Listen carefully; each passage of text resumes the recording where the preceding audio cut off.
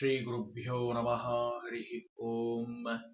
यतो जन्माद्यस्य श्रुतिसुनयमानैकविषयात् तन्त्रस्तन्त्रज्ञो गुरुरपि गुरोर्यश्च जगताम् विमूढा यत्तत्त्वं प्रकटमिह वेत्तुं सुमनसो मुकुन्दं ध्यायामापहतकुहकं तं स्वमहसा सर्वविघ्नः प्रशमनं सर्वसिद्धिकरं परं सर्वजीवप्रणेतारम् वन्दे विजयदं हरिं करोतु मम कल्याणं हरिर्हयमुखापिदः गुरुश्च मध्वनामा मे वरदोऽस्तु निरन्तरम् वाणिते करवण्यम्बचरणोरति सर्वदा मद्वाक्यसरणीर्भूयात् श्रीमदाचार्यभावक समाश्रयेत् गुरुं भक्त्या महाविश्वासपूर्वकं निक्षिपे सर्वभारांश्च गुरो ಶ್ರೀಪಾದಪಂಕಜೇ. ಅತ್ಯಂತ ಪರಮ ಮಂಗಳಕರವಾಗಿರುವಂತಹ ಮಾಘ ಮಾಸದಲ್ಲಿ ಅತ್ಯಂತ ಶ್ರೇಷ್ಠವಾಗಿರುವಂತಹ ಮೊದಲು 15 ದಿವಸಗಳು.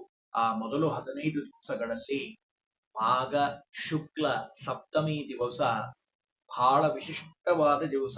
ಕಾರಣ, ಮಾಘ ಮಾಸದ ಶುಕ್ಲ ಪಕ್ಷದ ಸಪ್ತಮಿ ದಿವಸ ಸೂರ್ಯ ಅವತಾರ ಮಾಡಿರುವಂತಹ ದಿವಸ. ಸಪ್ತಮಿ ತಿಥಿಗೆ ಸೂರ್ಯ ಅಧಿಪತಿಯಾಗಿರುವಂಥವನು. ಸ್ಕಂದ ಪುರಾಣ, ವರಾಹ ಪುರಾಣ ಆರೋಗ್ಯದ ಪ್ರಾಪ್ತಿಗೋಸ್ಕರವಾಗಿ ಆರೋಗ್ಯಂ ಭಾಸ್ಕರಾದಿಚ್ಛೇತ್ ಅಂತ ಹೇಳಿದ ಹಾಗೆ ಸಪ್ತಾಶ್ವಗಳನ್ನ ಏರಿ ಸೂರ್ಯ ಹೊರಡುವಂತಹ ಉತ್ತರದ ದಿಕ್ಕಿನ ಮಾರ್ಗದಲ್ಲಿ ಹೊರಟಂತಹ ದಿನ. ರೋಗ ನಿವಾರಣೆ, ದೇಹ ದಾಢ್ಯತೆ, ಉತ್ತಮ ಆರೋಗ್ಯ ಅದು ಸೂರ್ಯನ ಉಪಾಸನೆಯಿಂದ ಬರುವಂಥದ್ದು. ಅದರಲ್ಲೂ ನಾವು ಲೋಕದಲ್ಲಿ ಕಾಣ್ತೀವಿ, ಒಬ್ಬೊಬ್ಬರಿಗೆ ಒಂದೊಂದು ವಿಷಯವನ್ನ ಭಗವಂತ ಕೊಟ್ಟಿದ್ದಾನೆ. ಉದಾಹರಣೆಗೆ, ಎಲ್ಲ ವಿಘ್ನಗಳ ನಿವಾರಣೆಗೆ ಗಣಪತಿಯನ್ನ ಪೂಜಾ ಮಾಡ್ತಾರೆ, ಮಾಡಬೇಕು ಅಂತ ಶಾಸ್ತ್ರ ಹೇಳ್ತದೆ. ಒಳ್ಳೆ ವಿದ್ಯಾರ್ಜನೆ ಆಗಬೇಕು, ವಿದ್ಯೆ ಚೆನ್ನಾಗಿ ಬರಬೇಕು ಅಂದ್ರೆ ಸರಸ್ವತಿಯನ್ನ ಪೂಜಾ ಮಾಡ್ರಿ. ಹಣ ನಮಗೆ ಬರಬೇಕು, ಸಂಪತ್ತು ಅಂದ್ರೆ ಲಕ್ಷ್ಮಿಯನ್ನ ಆರಾಧನೆ ಮಾಡಿ. ಹಾಗೆ ನೀರಿನ ದೇವತೆ ವರುಣ, ಒಳ್ಳೆಯ ನೀರು ನಮಗೆ ಬೇಕು ಅಂದ್ರೆ ವರುಣನನ್ನ ಪೂಜಾ ಮಾಡಬೇಕು ಅಂತ ಶಾಸ್ತ್ರ ಹೇಳ್ತದೆ. ಹಾಗೆ ಆರೋಗ್ಯ ಅದು ಸೂರ್ಯನ ದಯದಿಂದ ಬರುವಂಥದ್ದಪ್ಪ. ಮಾಘ ಮಾಸದ ಶುಕ್ಲ ಪಕ್ಷದ ಸಪ್ತಮಿ ದಿನ ಸಪ್ತಾಶ್ವಗಳಿಂದ ಕೂಡಿದಂತಹ ರಥವನ್ನ ಏರಿ ಸೂರ್ಯ ಬರುವಂತಹ ದಿವಸ. ಅದಕ್ಕೆ ರಥಸಪ್ತಮಿ ಅಂತ ಕರೀತಾರೆ. ಬಹಳ ಶ್ರೇಷ್ಠವಾಗಿರುವಂಥದ್ದು. ಸಪ್ತ ಜನ್ಮನಿ ಕೃತೇ ಪಾಪಂ ಮುಕ್ತಿರ್ಭವತಿ ತಕ್ಷಣಾತ್. 7 ಜನ್ಮಗಳಲ್ಲಿ ಮಾಡಿದಂತಹ ಪಾಪಗಳು ಆ ರಥಸಪ್ತಮಿಯ ಆಚರಣೆಯಿಂದ ಪಾಪ ಪರಿಹಾರ ಆಗಿ ಆಯುಷ್ಯ ಆರೋಗ್ಯ ಲಭಿಸುವಂಥದ್ದು. ಅದರಲ್ಲೂ ವಿಶೇಷವಾಗಿ ಈ ರಥಸಪ್ತಮಿಯ ಒಂದು ವೈಶಿಷ್ಟ್ಯತೆ, ಸೂರ್ಯನಲ್ಲಿ ನಾರಾಯಣ ಕೂತು ಅನುಗ್ರಹವನ್ನ ಮಾಡ್ತಾ ಇದ್ದಾನೆ. ಅದರಲ್ಲೂ ವಿಶೇಷವಾಗಿ ಇವತ್ತಿನ ದಿವಸ ಅಂದ್ರೆ ರಥಸಪ್ತಮಿಯ ದಿವಸ 108 ಸೂರ್ಯ ನಮಸ್ಕಾರವನ್ನ ಮಾಡುವಂಥದ್ದು ಬಹಳ ವಿಶಿಷ್ಟವಾದ ಫಲವನ್ನ ಕೊಡ್ತಾ ಇದೆ. ರಥಸಪ್ತಮಿ ಅಂತ ಅಂತಿರಲ್ಲ, ಇದನ್ನ ಯಾರಾದ್ರೂ ಹಿಂದೆ ಮಾಡಿದ್ರ ವ್ರತವನ್ನ ಅಂತ ಕೇಳಿದ್ರೆ, ದ್ವಾಪರ ಯುಗದಲ್ಲಿ ಕೃಷ್ಣ ಪರಮಾತ್ಮ ಧರ್ಮರಾಜನಿಗೆ ಉಪದೇಶವನ್ನ ಮಾಡಿದ್ದಾನೆ. ಯಶೋವರ್ಮ ಅಂತ ಹೇಳಿ ಒಬ್ಬ ದೊಡ್ಡ ರಾಜ. ಅವರ ಮಗನಿಗೆ ಹುಟ್ಟಿದಾಗಿಂದಲೇ ರೋಗಿಷ್ಠನಾಗಿದ್ದಂಥವ್ರು. ಜ್ಯೋತಿಷಿಗಳ ಹತ್ರ ಹೋದಾಗ ಅವ್ರು ಹೇಳಿದ್ರು, ಇಲ್ಲಪ್ಪ, ಸಂಚಿತ ಕರ್ಮದಿಂದ ನಿನಗೆ ಬಂದಿರುವಂಥದ್ದು, ರಥಸಪ್ತಮಿ ವ್ರತವನ್ನ ಆಚರಣೆ ಮಾಡು. ಆರೋಗ್ಯಂ ಭಾಸ್ಕರಾದಿಚ್ಛೇತ್. ಒಳ್ಳೆಯ ಆರೋಗ್ಯ ಬೇಕು ಅಂದ್ರೆ ನೀನು ಸೂರ್ಯನ ಆರಾಧನೆಯನ್ನ ಮಾಡು, ನಿನಗೆ ಒಳ್ಳೆಯದಾಗ್ತದೆ ಅಂತ ಹೇಳಿದಾಗ ಅವರು ಒಳ್ಳೆಯ ಸೇವೆಯನ್ನ ಮಾಡಿ ವ್ರತವನ್ನ ಆಚರಣೆ ಮಾಡಿದ್ದಾರೆ. ಅದರ ಬಲದಿಂದ ಆ ರಾಜಪುತ್ರ ಒಳ್ಳೆಯ ಆರೋಗ್ಯವಂತ ಪ್ರಭಾವಶಾಲಿಯಾದ ಅಂತ ನಾವು ಕಥೆ ಕೇಳ್ತೀವಿ.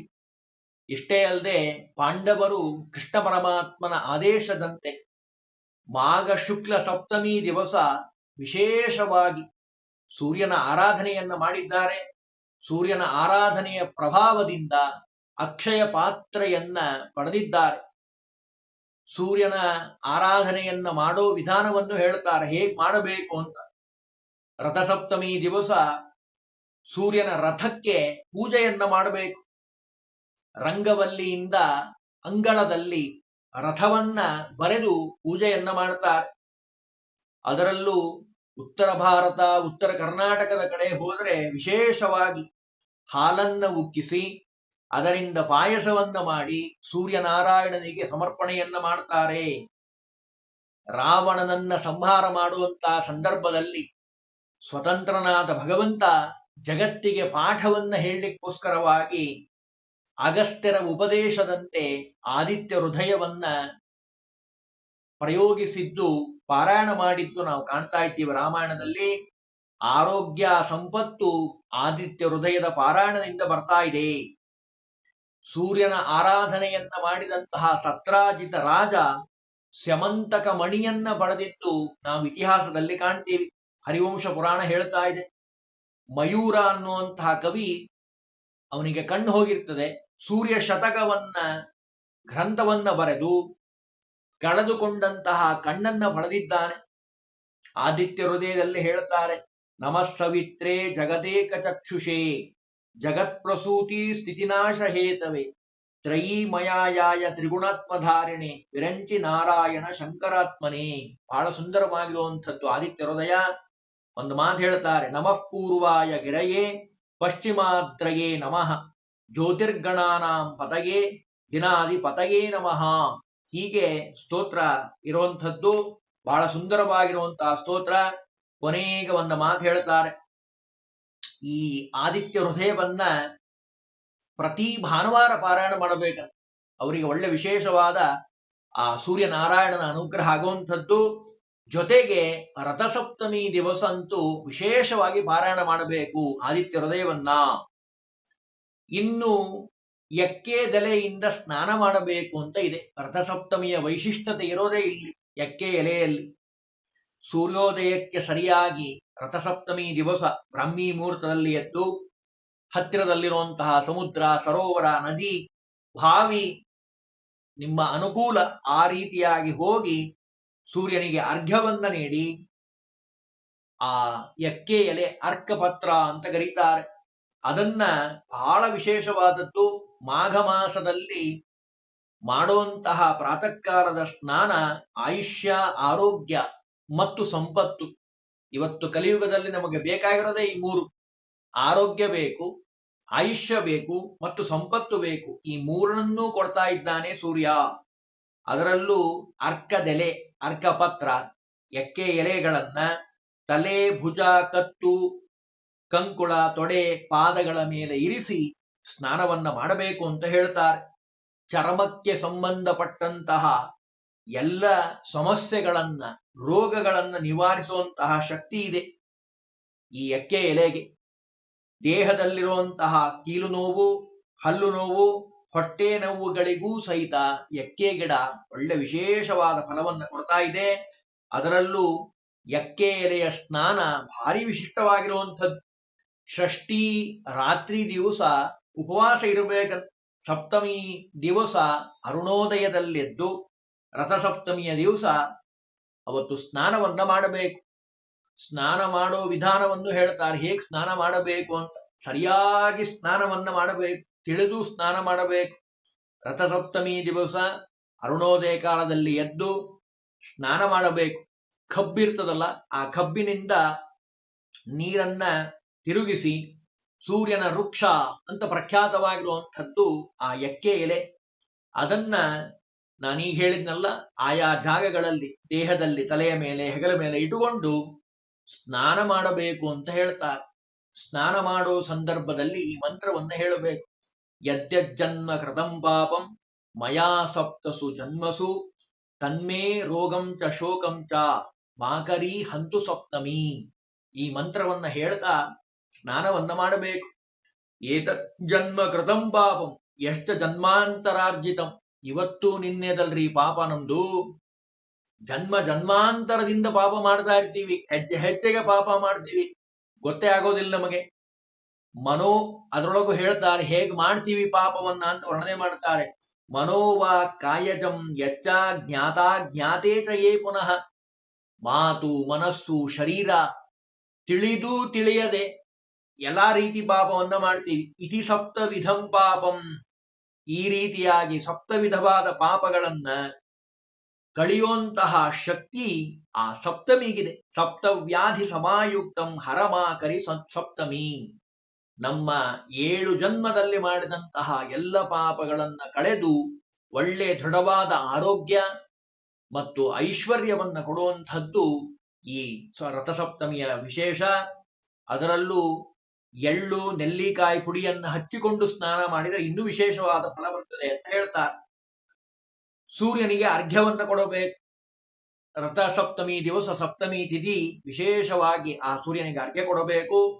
ತಾಮ್ರದ ಒಂದು ಪಾತ್ರೆಯಲ್ಲಿ, ತಂಬಿಗೆಯಲ್ಲಿ ಜಲ, ಅಕ್ಷತೆ, ಚಂದನ, ಬಿಳಿ ಬಣ್ಣದ ಹೂವುಗಳು, ವಿಶೇಷವಾಗಿ ಗರಿಕೆ, ಎಕ್ಕೆ ಎಲೆ ಇವನ್ನೆಲ್ಲವನ್ನ ಹಾಕಿ ಆ ಸೂರ್ಯನಿಗೆ ಅರ್ಘ್ಯವನ್ನು ಕೊಡಬೇಕಪ್ಪ. ಸಪ್ತ ಸಪ್ತಿ ವಹ ಪ್ರೀತ ಸಪ್ತ ಲೋಕ ಪ್ರದೀಪನ ಸಪ್ತಮಿ ಸಹಿತೋ ದೇವ ಗ್ರಹಣಾದ್ಯಂ ದಿವಾಕರ. ದಿವಾಕರ ಅಂತ ಹೇಳ್ತಾರೆ, ದಿನಕ್ಕೆ ಅಧಿಪತಿಯಾಗಿರುವಂಥವನು. ಅಂತಹ ಆ ಸೂರ್ಯನಿಗೆ ಅರ್ಘ್ಯವನ್ನ ಕೊಡಬೇಕಪ್ಪ. ಅದರಲ್ಲೂ ಬೂದುಕುಂಬಳಕಾಯಿ. ಎಷ್ಟೋ ಜನಕ್ಕೆ ಸಂತತಿ ಇಲ್ಲ. ಎಷ್ಟೋ ಜನ ನಾವು ನೋಡ್ತಾ ಇದ್ದೀವಿ, ಒದ್ದಾಡ್ತಾರ ಬಾಬಾ. 5 ವರ್ಷ, 8 ವರ್ಷ, 10 ವರ್ಷ, 15 ವರ್ಷ ಬೇಕಾದ್ದೆಲ್ಲ ಮಾಡ್ತಾರ ಬಾಬಾ. ವೈದ್ಯರ ಹತ್ರ ಹೋಗ್ತಾರೆ, ಹೋಮಾಹವನ ಅಂತಾರ ಪಾಪ. ಅದಕ್ಕೆ ರಥಸಪ್ತಮಿ ದಿವಸ ಒಳ್ಳೆಯ ಸೂಚನೆ ಇದು. ಬೂದಗುಂಬಳಕಾಯಿ, ಎಳ್ಳು, ತುಪ್ಪ, ಗೋಧಿ ಇವನ್ನೆಲ್ಲ ದಾನವನ್ನಾಗಿ ಕೊಡಬೇಕು. ಸೂರ್ಯನಿಗೆ ಬಹಳ ಪ್ರೀತಿಕರವಾದದ್ದು. ಅವತ್ತು ಸೂರ್ಯ ನಮಸ್ಕಾರವನ್ನ ಮಾಡಬೇಕು. 12 ನಾಮಗಳನ್ನು ಹೇಳಬೇಕು ಅಂತ ಹೇಳ್ತಾರೆ. ಸೂರ್ಯಾಯ ನಮಃ ಭಾನವೇ ನಮಃ, ಖಗಾಯ ನಮಃ ಪೂಷ್ಣೇ ನಮಃ, ಹಿರಣ್ಯಗರ್ಭಾಯ ನಮಃ, ಮರೀಚಯೇ ನಮಃ, ಆದಿತ್ಯಾಯ ನಮಃ, ಸವಿತ್ರೇ ನಮಃ, ಅರ್ಕಾಯ ನಮಃ, ಭಾಸ್ಕರಾಯ ನಮಃ, ಮಿತ್ರಾಯ ನಮಃ, ರವಯೇ ನಮಃ. ಈ 12 ನಾಮಗಳಿಂದ, ಕನಿಷ್ಠ 12 ನಾಮಗಳಿಂದ 12 ನಮಸ್ಕಾರವನ್ನು ಮಾಡಬೇಕಪ್ಪ. ಇದು ಸೂರ್ಯನನ್ನ ವಿಶೇಷವಾಗಿ ಪೂಜಾ ಮಾಡೋದ್ರಿಂದ ಭಗವಂತ ಅನುಗ್ರಹವನ್ನು ಮಾಡ್ತಾನೆ. ಶಾಸ್ತ್ರದ ಹಿನ್ನೆಲೆಯಲ್ಲಿ ನೋಡೋದಾದ್ರೆ ಸೂರ್ಯನ ವೈಶಿಷ್ಟ್ಯತೆ ಬಹಳ ಸುಂದರವಾಗಿ ತಿಳಿಸ್ತದೆ ಶಾಸ್ತ್ರ. ರವಿನಾಮಕನಾಗಿ ಭಗವಂತ ಅಲ್ಲಿ ಸೂರ್ಯನಲ್ಲಿರ್ತಾನಂತೆ. ಭಗವದ್ಗೀತೆ ಹೇಳ್ತದೆ, ಆದಿತ್ಯಾನಾಂ ಅಹಂ ವಿಷ್ಣು. ಆದಿತ್ಯರಲ್ಲಿ ವಿಶೇಷವಾಗಿ ಸೂರ್ಯನಲ್ಲಿ ನಾನಿದ್ದು ಅನುಗ್ರಹವನ್ನ ಮಾಡ್ತೀನಿ. ಇನ್ನು ಸುಡೋ ಪದಾರ್ಥಗಳಲ್ಲಿ, ಬೆಳಗೋ ಪದಾರ್ಥಗಳಲ್ಲಿ ಇಡೀ ಬ್ರಹ್ಮಾಂಡದಲ್ಲಿ ಸೂರ್ಯ ಶ್ರೇಷ್ಠ ಅಂತ ಅನಿಸ್ಕೊಂಡಿದ್ದಾನೆ. ಭಾಗವತ ಹೇಳ್ತಾ ಇದೆ, ಓಂ ಘೃಣೀಹಿ ಸೂರ್ಯ ಆದಿತ್ಯ ಅನ್ನೋದು ಸೂರ್ಯನ ಮಂತ್ರವಾಗಿರುವಂಥದ್ದು. ಚಕ್ರಾಬ್ಜ ಮಂಡಲದಲ್ಲಿ ಅವನನ್ನ ಪೂಜಾ ಮಾಡ್ತಾರೆ. ಇನ್ನು ಜೀವಸ್ವರೂಪದಲ್ಲಿರುವಂತಹ ಪರಮಾತ್ಮನ ಪೂರ್ವದ್ವಾರದ ದ್ವಾರಪಾಲಕ ಅದು ಸೂರ್ಯನಾಗಿದ್ದಾನೆ. ಯಾಜ್ಞವಲ್ಕ್ಯರು ಸೂರ್ಯನ ಉಪಾಸನೆಯಿಂದ ಯಜುರ್ವೇದದ ಉಪದೇಶವನ್ನು ಪಡೆದಿದ್ದಾರೆ. ವಿಷ್ಣು ಸೂರ್ಯನಿಗೆ ಪಂಚರಾತ್ರಾತ್ಮಕವಾಗಿರುವಂತಹ ಜ್ಞಾನವನ್ನ ನೀಡಿರುವಂಥದ್ದು. ಸೂರ್ಯನ ಪೂರ್ವ ದಿಕ್ಕಿನ ಕಿರಣಗಳಲ್ಲಿ ವಾಸುದೇವ ರೂಪಿ ಪರಮಾತ್ಮ ಇದ್ದಾನೆ. ಅವು ಕೆಂಬಣ್ಣದ್ದಾಗಿದೆ. ಸೂರ್ಯನ ದಕ್ಷಿಣ ದಿಕ್ಕಿನಲ್ಲಿ ಸಂಕರ್ಷಣ ಇದ್ದಾನೆ. ಆ ಕಿರಣಗಳು ಬಿಳಿ ಬಣ್ಣದ್ದಾಗಿದೆ. ಛಾಂದೋಗ್ಯ ಉಪನಿಷತ್ ಇದನ್ನ ಹೇಳ್ತಾರೆ. ಸೂರ್ಯನ ಪಶ್ಚಿಮ ಕಿರಣಗಳಲ್ಲಿ ಪ್ರದ್ಯುಮ್ನ ಇದ್ದಾನೆ. ಆ ಕಿರಣಗಳು ಕಪ್ಪು ಬಣ್ಣದ್ದಾಗಿದೆ. ಸೂರ್ಯನ ಉತ್ತರ ದಿಕ್ಕಿನಲ್ಲಿ ಅನಿರುದ್ಧ ಇದ್ದಾನೆ. ಆ ಕಿರಣಗಳು ಗಾಢವಾದ ಕಪ್ಪು ಬಣ್ಣದ್ದಾಗಿದೆ. ಸೂರ್ಯನ ಊರ್ಧ್ವ ಕಿರಣದಲ್ಲಿ ನಾರಾಯಣ ರೂಪಿ ಭಗವಂತ ಇದ್ದಾನೆ. ಅದು ಸೂರ್ಯನ ಪ್ರಭೆಯಿಂದ ಕೂಡಿರುವಂಥದ್ದು, ಉದಯಿಸುವ ಸೂರ್ಯ. ಅಷ್ಟೇ ಅಲ್ಲ, ಇದೇ ಸೂರ್ಯ ರಾಮಾವತಾರದಲ್ಲಿ ಸುಗ್ರೀವನಾಗಿದ್ದಾನೆ. ಚತುರ್ಮುಖ ದೇವರ ಬ್ರಹ್ಮದೇವರ ಆವೇಶ. ಇನ್ನು ಕೃಷ್ಣಾವತಾರದಲ್ಲಿ ಕರ್ಣನಾಗಿದ್ದಾನೆ. ನರಕಾಸುರನ ಆವೇಶ ಅಂತ ಹೇಳ್ತಾರೆ. ಕರ್ಣನಾಗಿ ಅವತಾರ ಮಾಡಿದ್ದಾನೆ. ತ್ರಿಕಾಲದಲ್ಲಿ ವಿಶೇಷವಾಗಿ ಸೂರ್ಯ ಅರ್ಘ್ಯವನ್ನು ಕೊಡಬೇಕು. ಅದು ಸೂರ್ಯನಿಗೆ ಬಹಳ ಪ್ರೀತಿಕರವಾಗಿರುವಂಥದ್ದು. ಸೂರ್ಯನ ರಥದ ವೇಗ ನಮಗೆ ಕಲ್ಪನೆ ಆಗೋದಿಲ್ಲ. ಶಾಸ್ತ್ರ ಹೇಳ್ತದೆ ಭಾಗವತದಲ್ಲಿ, 15 ಗಳಿಗೆಯಲ್ಲಿ 2,37,50,000 ಯೋಜನದಷ್ಟು ವೇಗವಾಗಿ ಹೋಗ್ತದಂತೆ ಸೂರ್ಯನ ರಥ. ಸೂರ್ಯನ ರಥಕ್ಕೆ ಒಂದೇ ಚಕ್ರ. ಅದು ಭಾರಿ ಆಶ್ಚರ್ಯ. ಅದು ದೇವತಾ ವ್ಯಾಪಾರ. ಆದಿತ್ಯ ಹೃದಯವನ್ನ ಅಗಸ್ತ್ಯ ಮುನಿಗಳು ರಾಮದೇವರಿಗೆ ಯುದ್ಧದ ಪ್ರಸಂಗದಲ್ಲಿ ಉಪದೇಶ ಮಾಡಿದ್ದನ್ನು ನಾವು ಕಾಣ್ತೀವಿ. ಸ್ಯಮಂತಕ ಮಣಿ, ನಾನೀಗಿನ್ನು ಹೇಳಿದ್ದೇನೆ, ಸತ್ರಾಜಿತ ಆ ಮಣಿಯ ಪ್ರಭಾವದಿಂದ ಬಂಗಾರವನ್ನ ಬಡಿತಾ ಇದ್ದ. ದ್ರೌಪದಿ ದೇವಿ ಸೂರ್ಯನ ಆರಾಧನೆಯನ್ನ ಮಾಡಿ ಅಕ್ಷಯ ಪಾತ್ರೆಯನ್ನು ಪಡೆದಿದ್ದಾಳೆ. ಜೀವರಿಗೆ ಒಳ್ಳೆಯ ಜ್ಞಾನ ಅದು ಬರೋದೇ ಅದು ಕಣ್ಣಿನಿಂದ, ಓದಬೇಕಲ್ಲ. ಆ ಕಣ್ಣಿಗೆ ದೇವತೆ ಅದು ಸೂರ್ಯ. ಕಣ್ಣು ಚೆನ್ನಾಗಿರಬೇಕು ಅಂದ್ರೆ ಆದಿತ್ಯ ಹೃದಯವನ್ನ ಪಾರಾಯಣ ಮಾಡಬೇಕು ಅಂತ ಹೇಳ್ತಾರೆ. ಅದರಿಂದ ಕಣ್ಣಿನ ಆರೋಗ್ಯ ಚೆನ್ನಾಗಿರ್ತದೆ. ನಾವು ಧರಿಸುವಂತಹ ಯಜ್ಞೋಪವೀತವನ್ನ ಉಪಕರ್ಮದಲ್ಲಿ ಹೇಳ್ತಾರೆ, ಸೂರ್ಯನಿಗೆ ತೋರಿಸಿ ಹಾಕೊಳ್ಳಬೇಕು. ಅದು ಶಾಸ್ತ್ರಬದ್ಧವಾಗಿರುವಂಥದ್ದು. ಜೀವರು ಮಾಡುವಂತಹ ಎಲ್ಲ ಕರ್ಮಗಳಿಗೆ ಸೂರ್ಯ ಸಾಕ್ಷಿಯಾಗಿದ್ದಾನೆ. ಹಾಗಾಗಿ ಸೂರ್ಯನ ಆರಾಧನೆ ಅತ್ಯಂತ ಅವಶ್ಯಕ. ಸೂರ್ಯನ ಉಪಸ್ಥಿತಿ ಇಲ್ಲ ಅಂದ್ರೆ ಇಡೀ ಬ್ರಹ್ಮಾಂಡದಲ್ಲಿ, ಇಡೀ ಲೋಕದಲ್ಲಿ ಯಾರು ಏನು ಕೆಲಸ ಮಾಡ್ಲಿಕ್ಕೆ ಆಗೋದೇ ಇಲ್ಲ. ನಾವೆಲ್ಲ ಪ್ರಾಣಿ ಪಕ್ಷಿಗಳು ಬದುಕೋದೇ ಭೂಮಿ ಮೇಲೆ, ಅದು ಸೂರ್ಯನ ಅನುಗ್ರಹದಿಂದ. ಸೂರ್ಯನಲ್ಲಿ ವಾಯುದೇವರಿದ್ದಾರೆ, ಅವರಲ್ಲಿ ಭಗವಂತ ಇದ್ದು ವಿಶೇಷವಾಗಿ ಅನುಗ್ರಹವನ್ನ ಮಾಡ್ತಾನೆ. ಸೌಮ್ಯರು ಯುಧಿಷ್ಠಿರನಿಗೆ ಸೂರ್ಯನ ಅಂತರ್ಯಾಮಿಯಾಗಿರುವಂತಹ ನಾರಾಯಣನ 100 ನಾಮಗಳನ್ನು ಉಪದೇಶ ಮಾಡಿದ್ದಾರೆ. ಇವೆಲ್ಲ ಪುರಾಣದಲ್ಲಿ ಬರುವಂಥದ್ದು. ವಾಲಾಖಿಲ ಋಷಿಗಳು ವಿಶೇಷವಾಗಿ ಸೂರ್ಯನಿಗೆ ಅರ್ಘ್ಯವನ್ನ ಕೊಡ್ತಾರೆ ತ್ರಿಕಾಲದಲ್ಲಿ. ಅಷ್ಟು ಮಹಾಮಹಿಮೋಪೇತನಾಗಿರುವಂತಹವನು ಸೂರ್ಯ. ಆ ಸೂರ್ಯನ ವಿಶೇಷ ಉಪಾಸನೆಯನ್ನ ಈ ರಥಸಪ್ತಮಿ ದಿವಸ ಮಾಡಿ ಬೂದುಗುಂಬಳಕಾಯಿ ತುಪ್ಪವನ್ನ ದಾನ ಮಾಡೋದ್ರಿಂದ ವಿಶೇಷವಾಗಿ ಸಂತಾನ, ಆಯುಷ್ಯ, ಆರೋಗ್ಯ ಎಲ್ಲವೂ ದೊರೀತಾ ಇದೆ ಆ ಸೂರ್ಯನ ಅನುಗ್ರಹದಿಂದ.